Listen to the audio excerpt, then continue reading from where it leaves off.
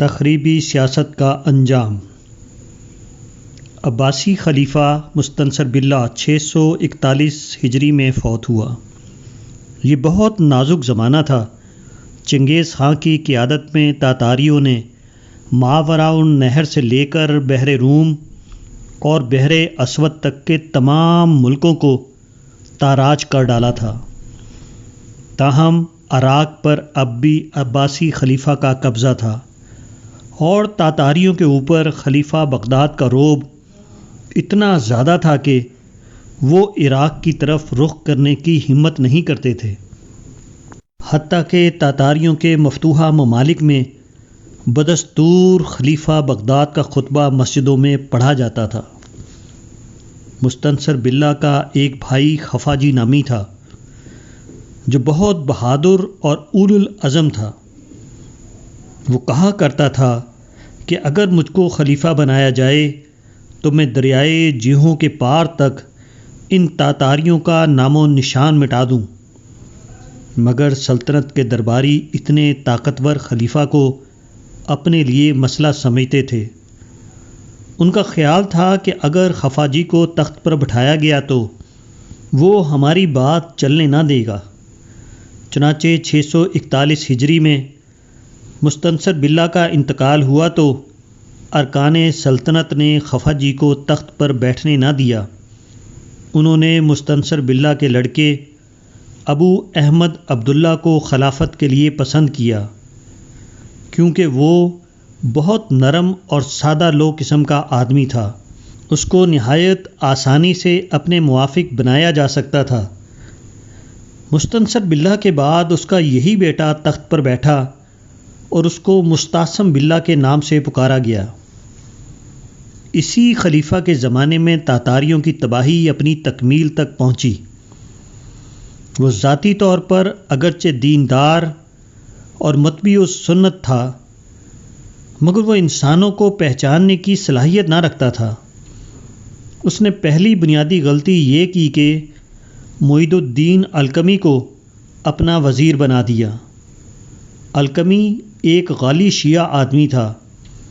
اس کے سینے میں یہ آگ بھڑک رہی تھی کہ علویوں کے حق خلافت کو غضب کرنے والے عباسیوں کا خاتمہ کر دے اور ان کی جگہ دوبارہ علوی خلافت قائم کرے۔ عباسیوں سے اس کا نفرت اور بغض اس کو اس انتہا تک لے گیا کہ وہ درپردہ تاتاریوں کا دوست بن گیا۔ عباسی سلطنت کو ختم کرنے کا کام وہ خود اپنی طاقت سے نہیں کر سکتا تھا۔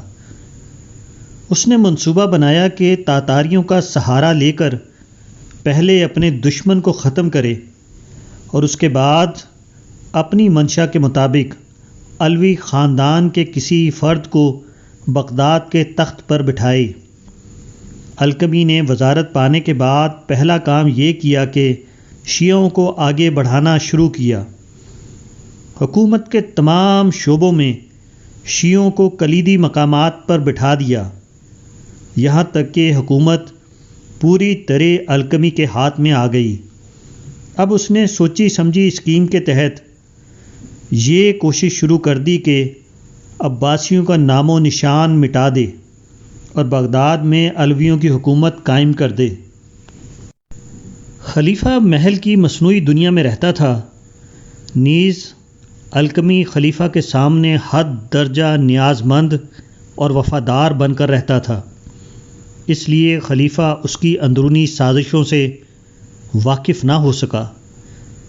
تاہم شہر کے بعض لوگ اس کے منصوبوں سے پوری طرح آگاہ تھے۔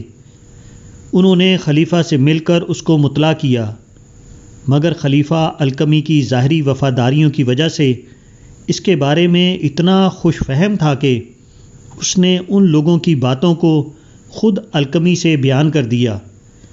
اب الکمی نے اور بھی زیادہ اپنی وفاداری اور فرما برداری ظاہر کر کے خلیفہ کو یقین دلا دیا کہ جن لوگوں نے خلیفہ سے اس قسم کی باتیں کی ہیں وہ فتنہ پرداز اور غدار ہیں۔ چنانچہ ان لوگوں کی دار و گیر شروع ہو گئی اور ان کے انجام کو دیکھ کر بقیہ لوگوں نے بھی اپنی زبانیں بند کر لیں۔ اب الکمی نے چنگیز خاں کے پوتے ہلاکو خاں سے خفیہ خط و کتابت شروع کی، جس کی سلطنت خراسان تک پہنچ چکی تھی۔ الکمی کے ذہن میں نقشہ یہ تھا کہ ہلاکو خاں کے ساتھ متحدہ محاذ بنا کر عباسی خلافت کا خاتمہ کر دے اور اس کے بعد علوی خلافت کے قیام کے بارے میں اپنے منصوبے کی تکمیل کرے۔ تاہم تاتاری حکمراں پر عباسی خلیفہ کا اتنا دبدبا تھا کہ وہ بغداد پر فوج کشی کرنے کے لیے راضی نہ ہوا۔ الکمی نے اصرار کیا تو اس نے کہا کہ جب تک میرے پاس کافی ضمانت نہ ہوگی میں بغداد پر اقدام نہیں کر سکتا۔ الکمی کے تخریبی ذہن نے ضمانت کی ایک تدبیر سوچ لی۔ اس نے خلیفہ کو یقین دلایا کہ ہمارے پاس فوج ضرورت سے زیادہ ہے، ملکی محاصل کا بڑا حصہ اس کے اوپر خرچ ہو جاتا ہے، اس لیے خرچ کو کم کرنے کی صورت یہ ہے کہ فوج کی تعداد گھٹا دی جائے۔ خلیفہ کی رضامندی لے کر الکمی نے فوج کے ایک بڑے حصے کی چھٹی کر دی۔ کچھ فوجیوں کو بغداد سے دور دوسرے مقامات پر بھیج دیا اور خلیفہ سے یہ کہہ دیا کہ ان کو تاتاریوں کی روک تھام کے لیے سرحد پر بھیجا گیا ہے۔ الکمی کا ایک ساتھی خود ہلاکو خاں کے دربار میں موجود تھا۔ یہ نصیر الدین توسی تھا۔ توسی بھی الکمی کی طرح غالی شیعہ تھا اور الکمی کے منصوبے میں پوری طرح شریک تھا۔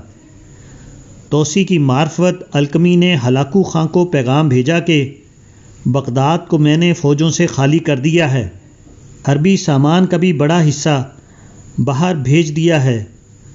یہ واقعہ ہلاکو خاں کی ضمانت طلبی کے لیے کافی ہونا چاہیے۔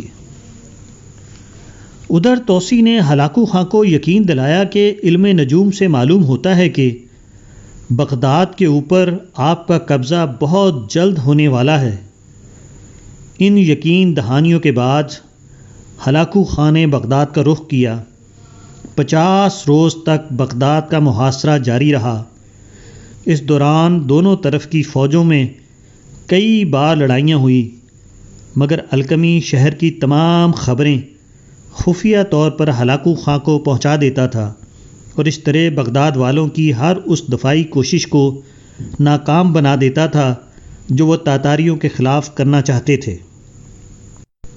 جب یہ محاصرہ بڑھا تو الکمی نے ایک فرضی کارروائی کر کے خلیفہ سے کہا کہ ہلاکو خاں آپ کو امان دینے پر راضی ہو گیا ہے، بشرطے کہ آپ اس سے ملیں اور آئندہ کے لیے کوئی باعزت سمجھوتا کر لیں۔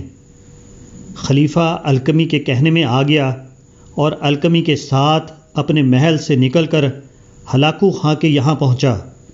وہاں پہنچتے ہی ہلاکو خاں نے اس کو گرفتار کر کے بند کر دیا اور بغداد کے قتل عام کا حکم دے دیا۔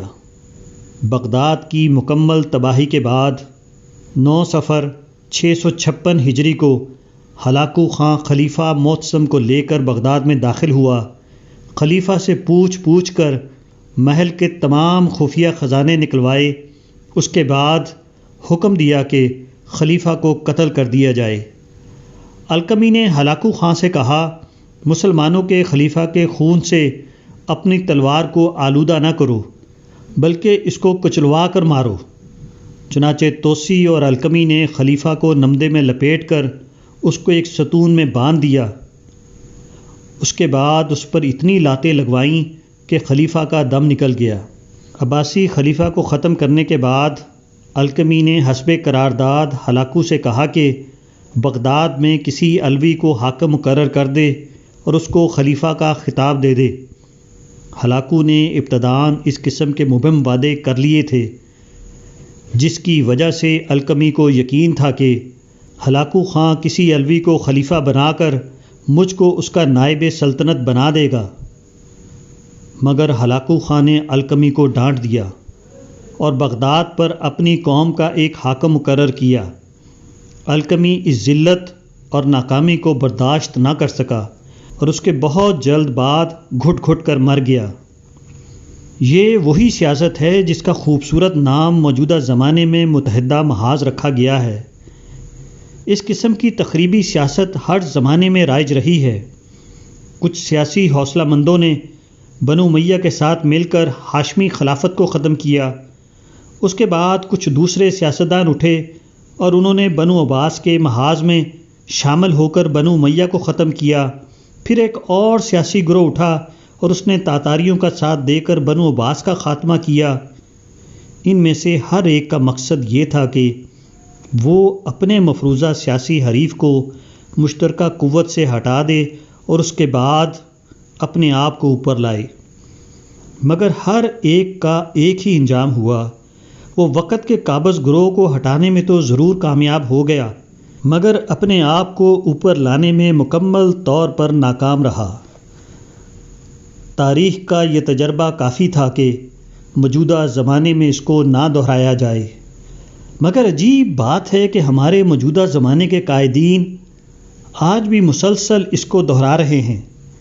نہ تاریخ کی مثالیں ان کو سبق دینے کے لیے کافی ثابت ہوئیں اور نہ خود اپنا ناکام تجربہ۔ سیاسی تقلید کی یہ انوکھی مثال امت کے رہنما دہرا رہے ہیں، جس کے بارے میں رسول اللہ صلی اللہ علیہ وآلہ وسلم نے فرمایا تھا کہ اللہ پر ایمان لانے والا آدمی کبھی ایک بیل سے 2 بار نہیں ڈسا جاتا۔